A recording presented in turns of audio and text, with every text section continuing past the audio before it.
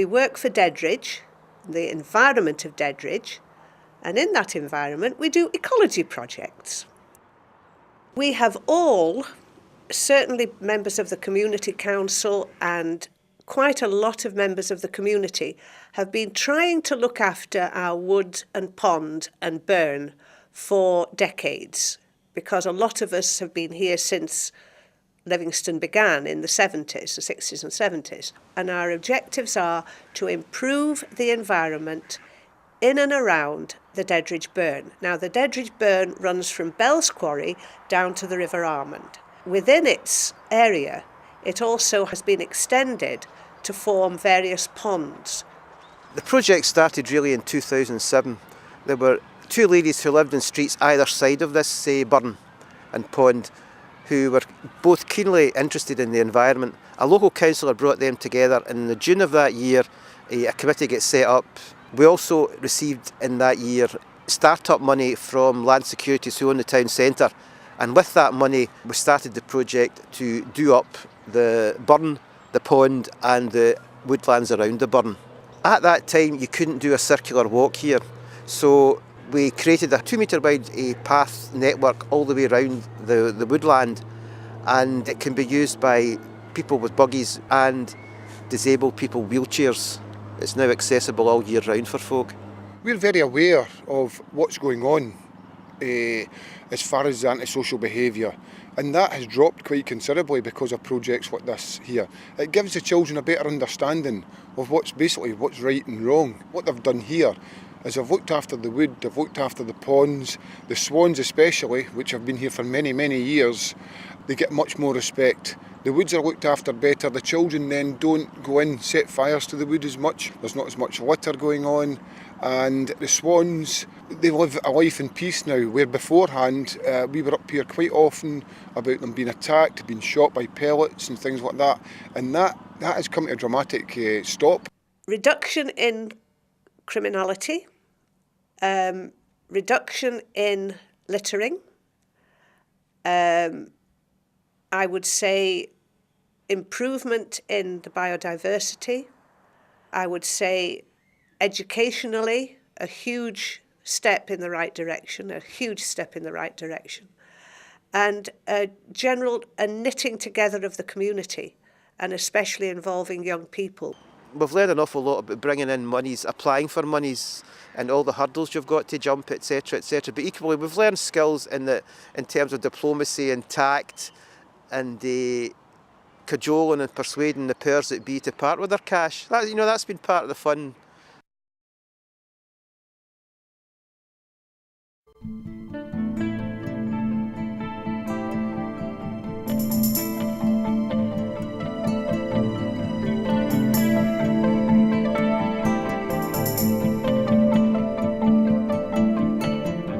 My tech is the Midlothian Training Services adult provision.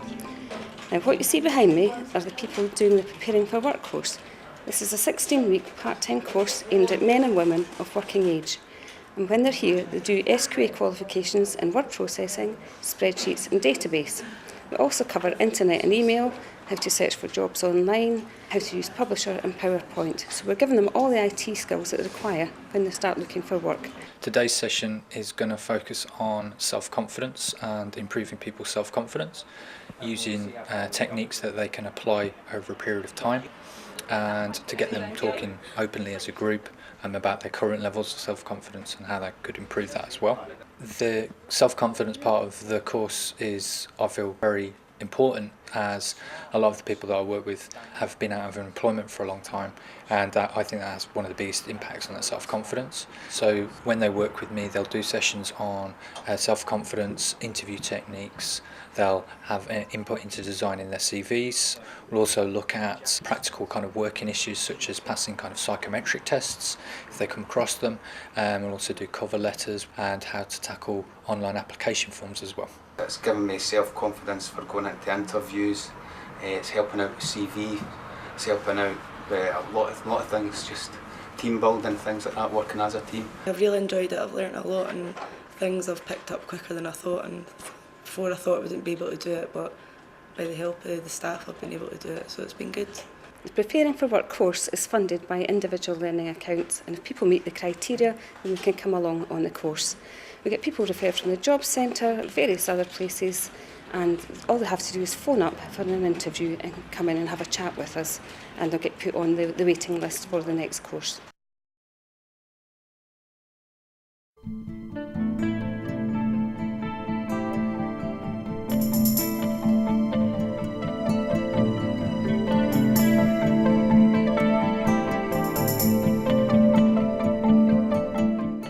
Tilbury Healthy Living project has been running since 2003, but the fruit bar started in 2005, so we were 2 years into our development before we started a volunteer recruitment process.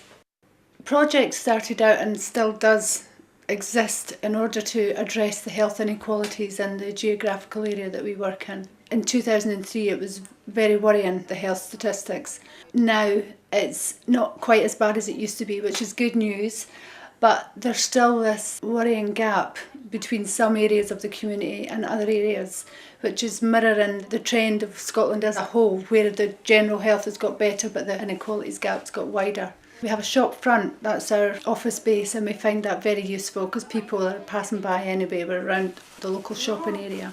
And looking at our statistics, we reckon about 40% of the people that live in our area actually have come in and benefited from the project.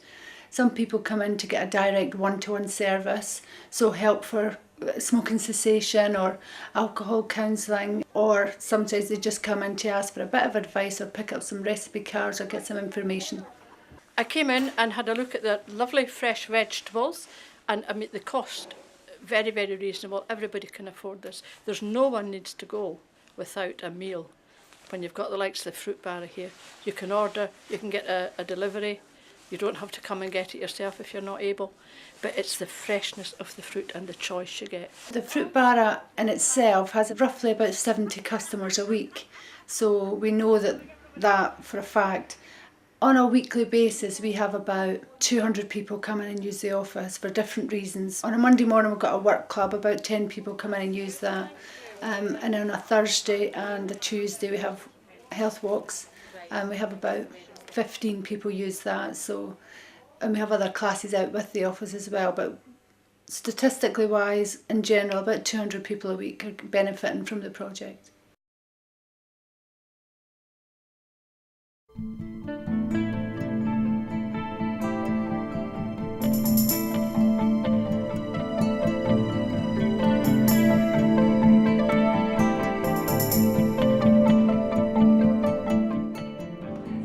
It began through some development with Bean Cross Primary in December 2009 to look at offering courses to mums whose children were just beginning nursery, and it became a group which followed personal development and some parenting work.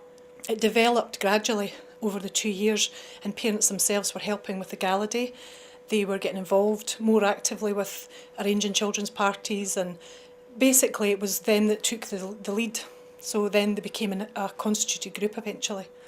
And then we can say, well, we know we want a tower, we know we want a swing, we know we want a seesaw. Through time, the group grew through peer involvement. So it grew from 4 mums to now 12.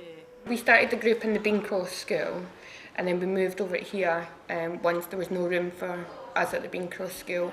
And every day our children come out and play at the same place, which is next to the community centre, which used to be a park when we were younger. And they play there, and there's nothing for them to play with. There's no parks in the area that they can independently go to, so that's why we wanted the park there. We wanted to go down the environmental look, so we wanted to go down the timber way, maybe not so much the recycled now, but the area that it's in is very treed, so we want to keep it as natural looking as we can as well. I think it's developed in that it's raised the awareness of how powerful groups can be and how an idea can then take shape if people put their mind behind it. And they've done most of this with very little support from the council. A lot of it has come from their own hard work and investigation locally, and they're now, as I say, constituted, so they're flying off. And I think it's developed the concept now amongst more parents that they can be more involved with the community without being, if you like, employed.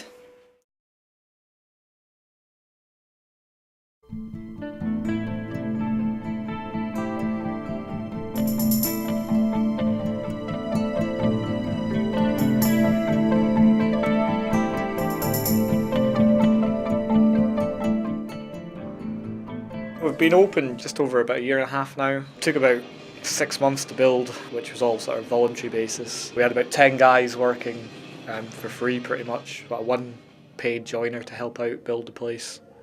And so I've developed from, we had a skate park in East London called Fantasy Skate Park, and then used that as a business model to get what you've got here, because we've got the library and we've got the kids soft play, the skate park, and we've also got music rooms as well for bands to practice, so there's sort of something for everyone, I think.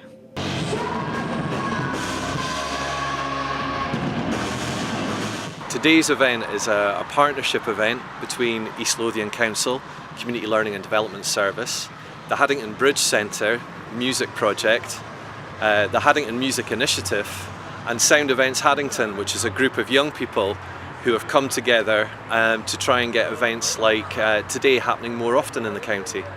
Really it was driven by young people, this whole event. It was their idea, and we've just kind of gently been there to support them through the process, hopefully, and it's very much it's a sort of safe, supportive learning environment for them. Well, a lot of the skaters are very young, as you've seen, and a lot of them are in bands themselves, and it's just they don't really see any actual potential of what their band could be doing.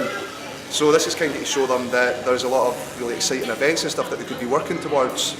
They offer like band rehearsals and I think some lessons here, as well as on top of their skating, and it's become a bit of a community centre as well, I think, for North Berwick. Just now the project's fully sustainable. I think East Lothian Council help a little bit, but pretty much what we make on the door is what we pay everyone's wages with and pay the rent with, pretty much. It's an old building and it needs a lot of upkeep, so we lose a lot of money on that, but it's still sustaining itself. It's paid for itself since the day we've opened, so hopefully we can keep that going.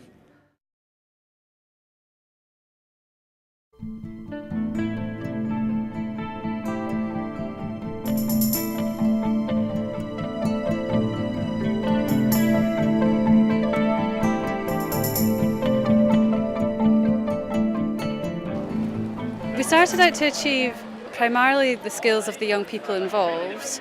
We wanted to give them a teamwork focus that would increase all their kind of individual skills but also team skills. But as a result of this, they're able to then have the knock-on effect of their skills to other young people in their local community.